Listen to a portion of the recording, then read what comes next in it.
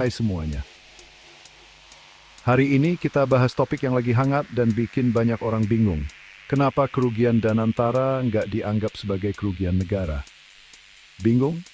Tenang, kita bahas bareng-bareng. Pertama, Danantara itu lembaga pengelola investasi milik Indonesia.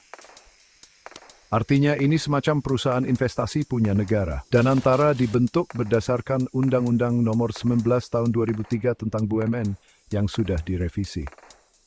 Intinya, undang-undang ini misahin keuangan negara sama keuangan BUMN. Sederhananya, uang operasional Danantara itu dianggap kayak uang perusahaan biasa, bukan uang negara langsung.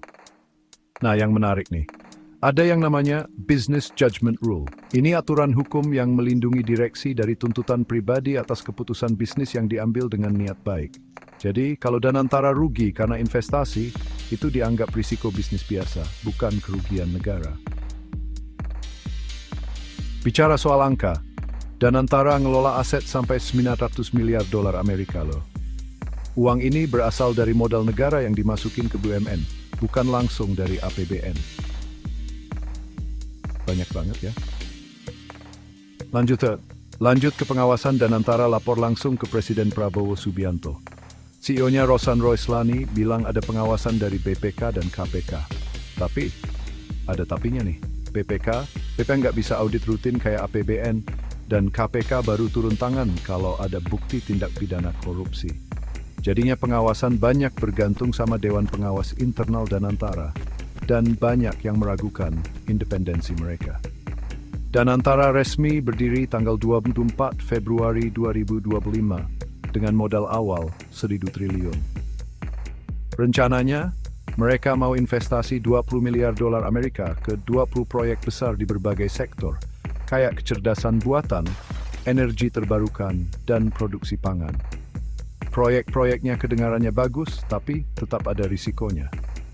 Salah satu kekhawatiran terbesar adalah kurangnya pengawasan eksternal. Karena kerugian Danantara dianggap risiko bisnis, PPK nggak bisa audit rutin. Tanpa audit eksternal yang kuat, ada risiko uangnya disalahgunakan atau dialirkan ke proyek-proyek yang kurang transparan. Ingat kasus 1MDB di Malaysia?